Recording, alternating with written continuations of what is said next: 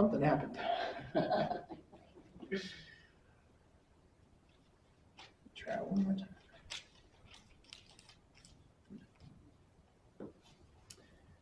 Well, I'll start in on the story, but Liz, would you mind checking and seeing what's going on?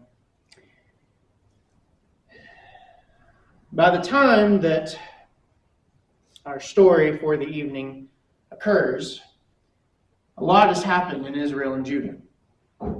If you remember, after Solomon's reign, Israel and Judah, they split. They become two separate nations, and they're not what they should be on several different levels. They should be a people united in the service of God. Well, they're not even a people divided in the service of God at this point. They should be a people that has a claim to this land that shouldn't end, because they should be remaining faithful. But again, that's not the case. What we see, in fact, is by this time, northern kingdom of Israel doesn't even exist for all intents and purposes. The northern kingdom of Israel has been taken captive by the Assyrians, and it won't be very long until the southern kingdom of Judah is to fall to another invader. But not yet. Because in 2 Chronicles 30, we have a record of a king. Really, it starts in the previous chapter. A king of Judah who, unlike many of the other kings of Judah, and unlike all of the kings of Israel, he actually wants to serve Yahweh. He actually wants to follow the law. As soon as he is put in power, it seems, at least according to the chronicler in 2 Chronicles, as soon as he is put in power, he sets his mind to follow the law. He takes out the corruption out of the temple.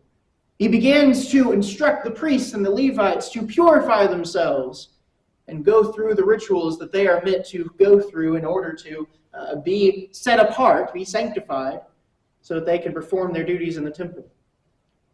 In the 2 Chronicles 30, we have a very interesting episode in these efforts of Hezekiah to restore the worship of the one true God.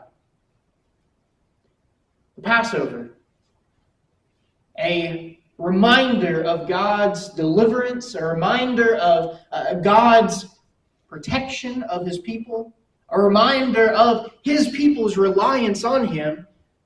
The Passover is something that has long fallen by the wayside at this point.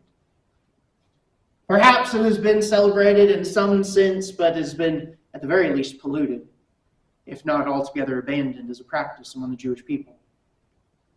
But Hezekiah decides it's time to bring it back. It is time once again to return to this memorial of what God did for us in time past. Now it's interesting how he goes about doing this. The first thing Hezekiah does is he sends out messengers to announce that the Passover will be celebrated in Jerusalem. But he doesn't just send them throughout Judah.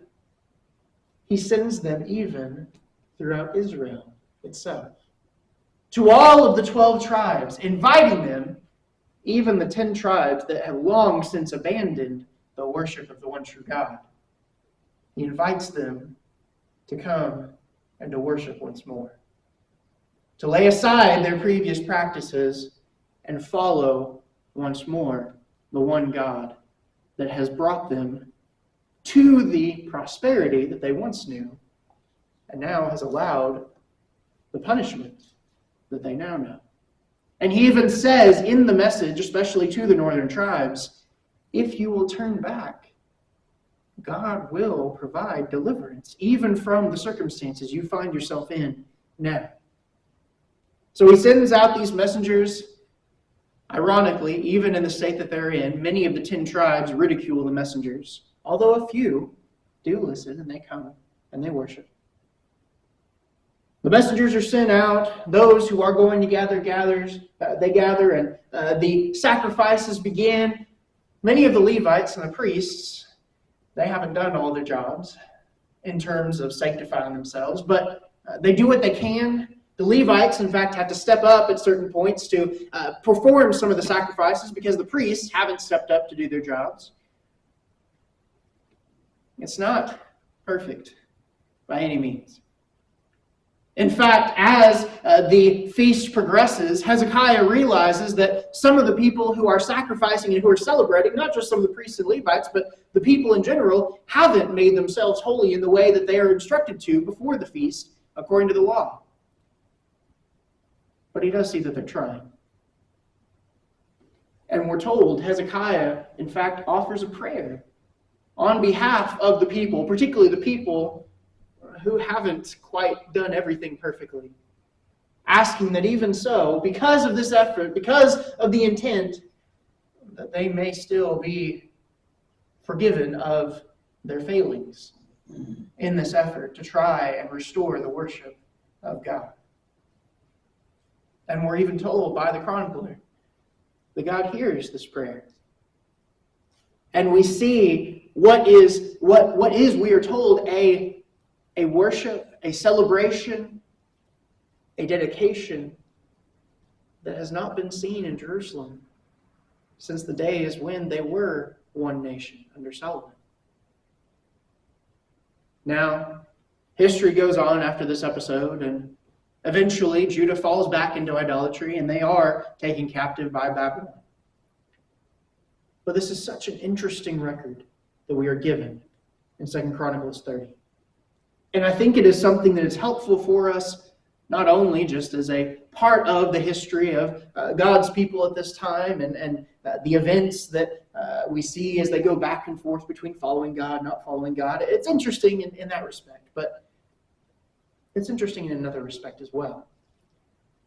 It's interesting because I think it is an illustration for us of how it looks when either a person or a group of people is trying to come back, is trying to make things right, is trying to return to God. And what that looks like in real life. We talked a little bit even this morning about how if I want to do what's right, I don't just snap my fingers and I'm perfect. It's a process. And that's a lot of what we see in this account that we're given. So let's look at some principles for the next few minutes that we can see. The first thing that we see from Hezekiah's efforts is that it may be unlikely, but try it anyway. What are we talking about? I was trying to find an appropriate picture for this point, and this actually popped up. I was like, I've never seen something like this. You see a problem with this picture? The tools should be switched, right? You use the wrench for the bolt, and you use the hammer for the nail.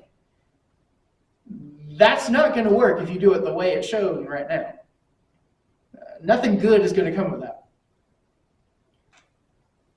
What do you think some of Hezekiah's advisors probably told him when he said he was going to send messages not just to Judah, but to the 10 tribes, who not only had abandoned God for centuries at this point, but literally had been taken captive by the Assyrians as punishment for their transgressions?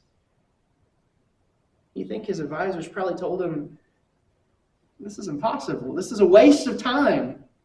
To borrow from the New Testament, this is casting your pearls before swine. Why would you do that? They're not going to listen. They already wrote them off. And as the record even tells us, many of the 10 tribes and the inhabitants of those 10 tribes, even in the predicament they are in now, they still refused to hear the messengers, even laughing at them, scorning them, in spite of the fact that in their very face they have evidence of the punishment that they have been given for their actions. But some did listen. We're specifically told some did listen. In fact, we're told some of the specific tribes, out of whom a few chose to repent and go to Jerusalem to celebrate this Passover. It may be unlikely, but try it anyway. I think of how many Christians I have met in my life, and my life hasn't lasted that long, but I can think of several, who at one point in life, they would have been like those northern tribes. They're not going to listen. They would never change their life and obey the gospel. There's no way. Think about a friend of mine who was a staunch atheist for years, who converted to Christ. Think about one of Melissa's relatives. Not until the very end of their life do they commit to Christ. It may be unlikely. But on this effort, on this journey to try and not only go back to God himself, but also to try and bring others back with him, Hezekiah chose not to write people off until he at least tried.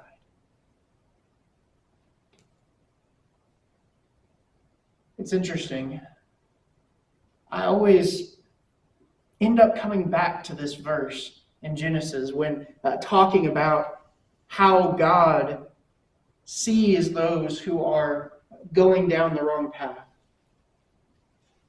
He's talking to Abraham, to the first patriarch, as sometimes we call him, the father of what would ultimately be the Jewish nation, God's people at the time. He's talking about how his descendants will inherit the land of Canaan. And he's talking about how eventually they'll be taken into slavery, as we see that they are in Egypt.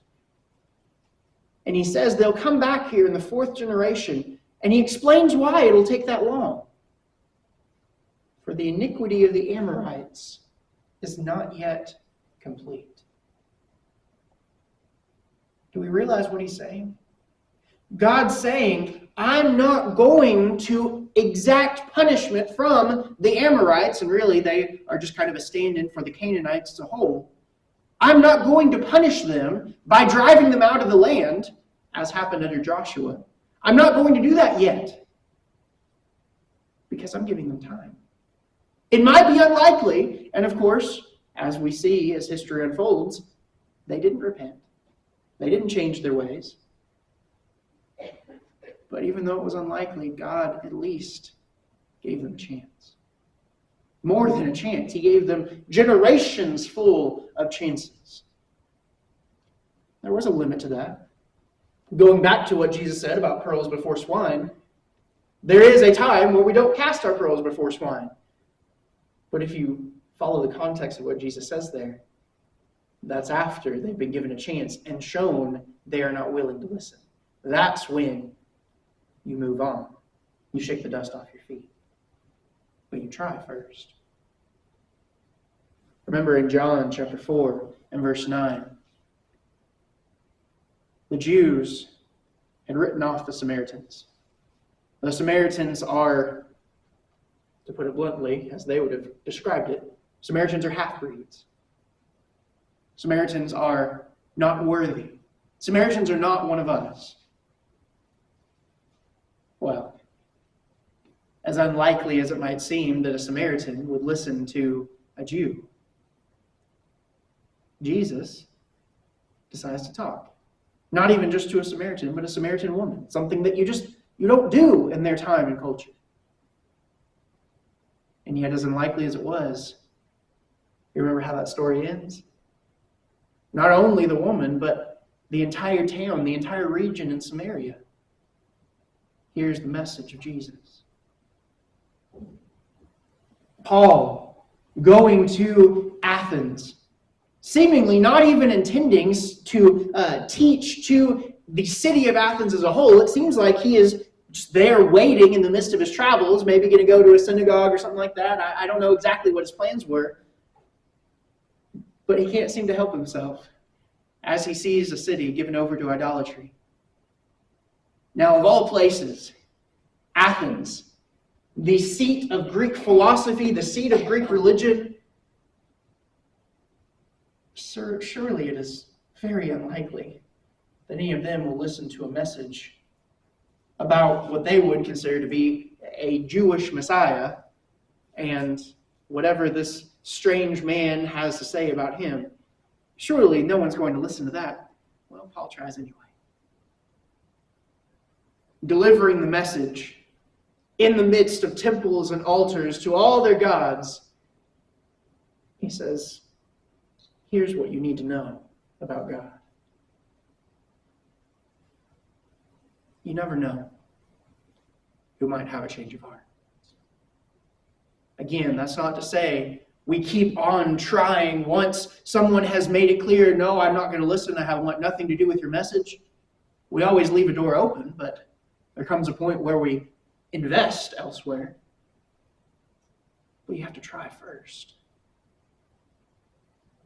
Far too often, we don't even try initially because we already make snap judgments about those that we feel aren't candidates for conversion. And what I mean by that is we don't believe that they'll listen. Well, they might surprise us. But secondly, what do we learn from Hezekiah and his attitude? Whenever he establishes the Passover, he says, we're going to celebrate the feast. There's a lot that has changed since the days of Solomon. He's trying to restore the law. But man, it is a different Israel. I use that term ironically, right? At this point, it's not even Israel. It is a different time period. It is a different group of people. And there is a lot that has changed. And a lot that is much harder than it used to be. Hezekiah doesn't let that stop him. Yes, there are obstacles in the way. Not only that, there are problems. There are people who aren't doing the things that they should be. There are people who aren't quite where they need to be even. But Hezekiah resolves he's going to do his best. Because that's all he can do. Not everything in this celebration of the Passover is perfect. Not everything is as it needs to be. But he's doing the very best he can.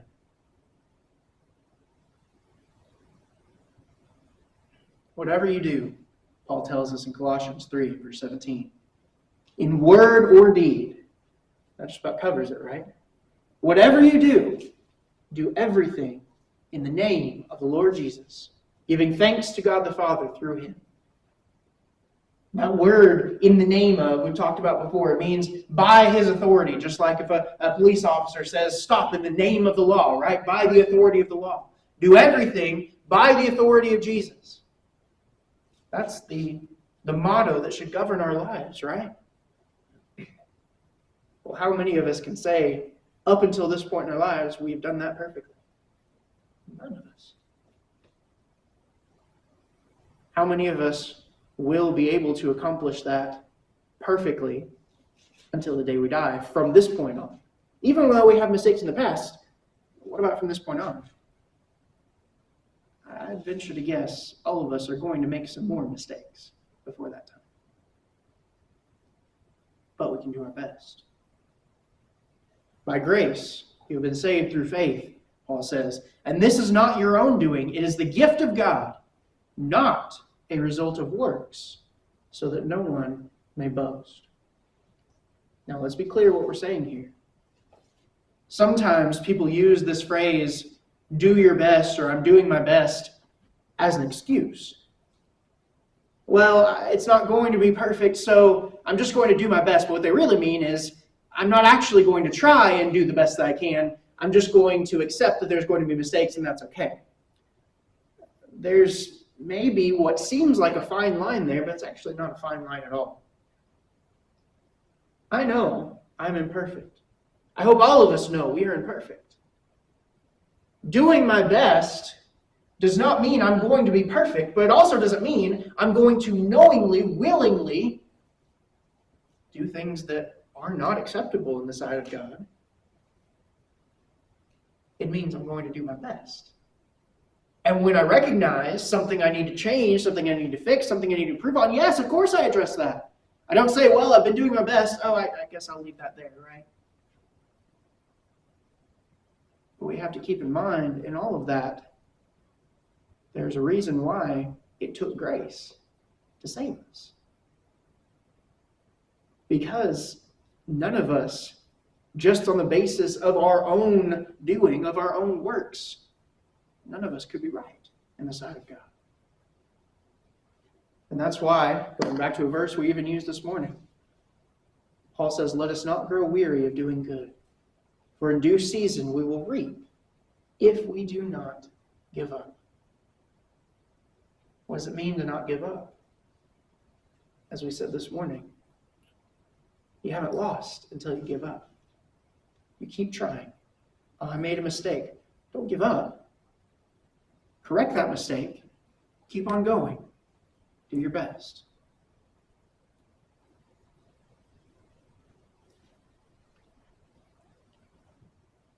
I wish, especially in the church, I wish we emphasize this point more.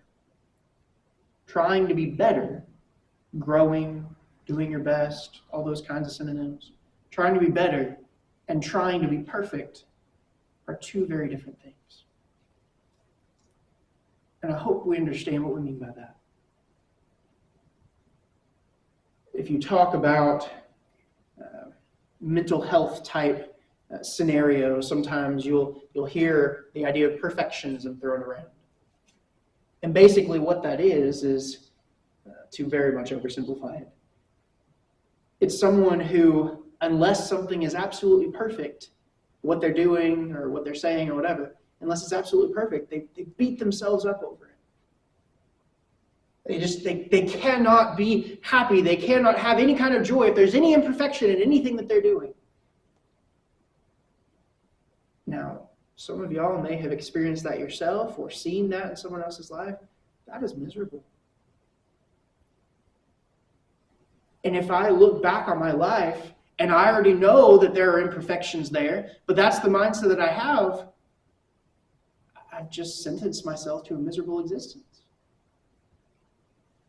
My goal as a Christian is not to be perfect because of me.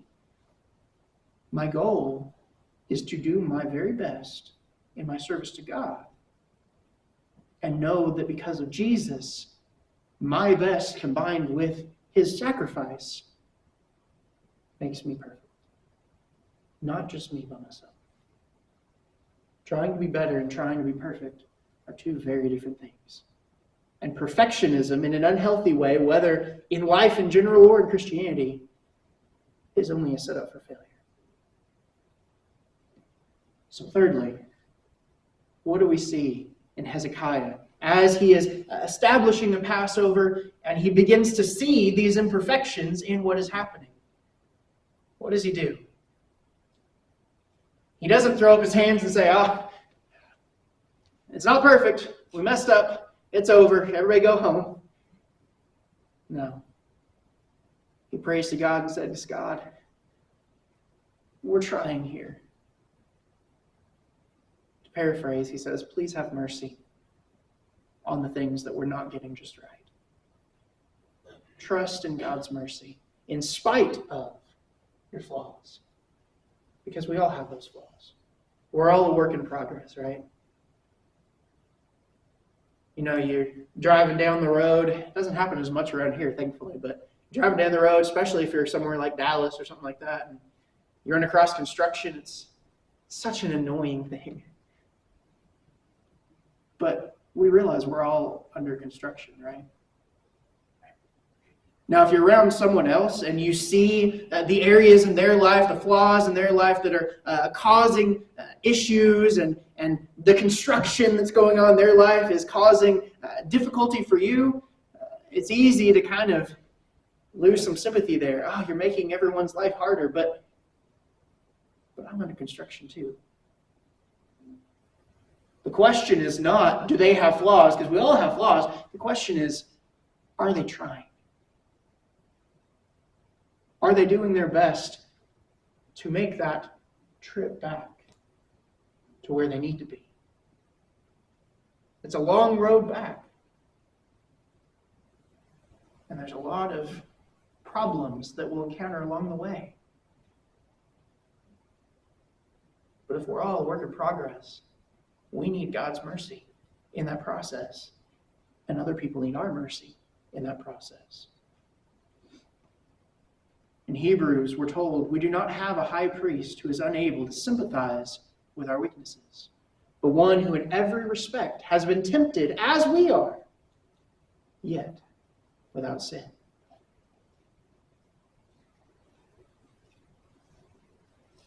I don't know. I'm sure this is why God designed it the way it is, so we don't have to wonder what if, but I don't know how we would think about Christianity if this were not the case. But I can't help but feel like it would be hard to say, well, how can I make it through? How can I do what God asked me to do? He doesn't know what it's like to be tempted. He doesn't know what it's like to go through all this. He does. He does. He went through these same experiences. He knows. As he was among his creation, he knows what it looks like from seeing those around him to be a work in progress. And he knows from his own experience what it's like constantly to be bombarded by the temptations that this world offers. Now, he did not in any way yield to those temptations, which is something none of us can say. But he knows what it's like to endure them. And he wants to show us mercy as a result. Even when we were still sinners, Paul tells us, Christ died for us. That is the demonstration of love. God shows his love for us, and that while we were still sinners, Christ died for us. That's mercy. As we talked about this morning, meeting a need.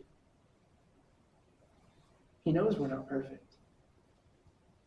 But we can trust in his mercy, because even when we were sinners, he provided a way. If we walk in the light, John says, as he is in the light, we have fellowship with one another, and the blood of Jesus, his Son, cleanses us from all sin.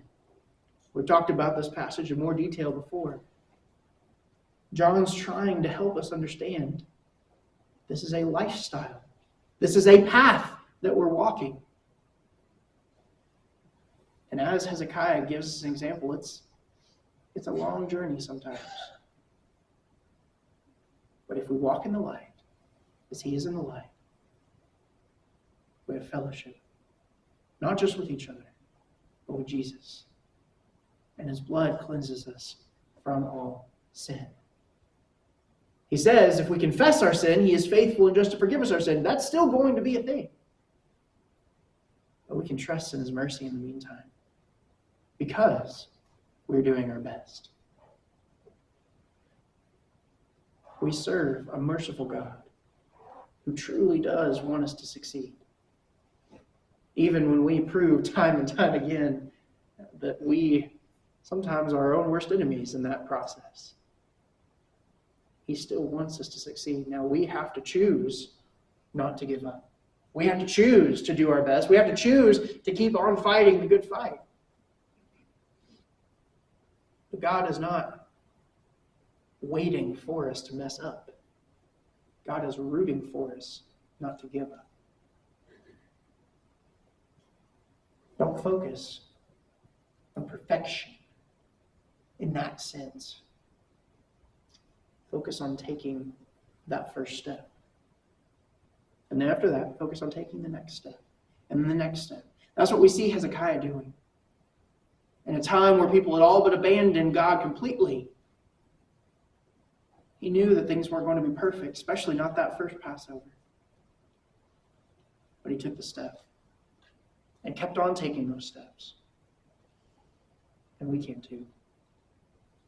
If there's anything we can help you with this evening, to encourage you as we're all trying to do our best to walk in the light together, we encourage you to come forward, to make it known to one of the elders in private, whatever your need might be.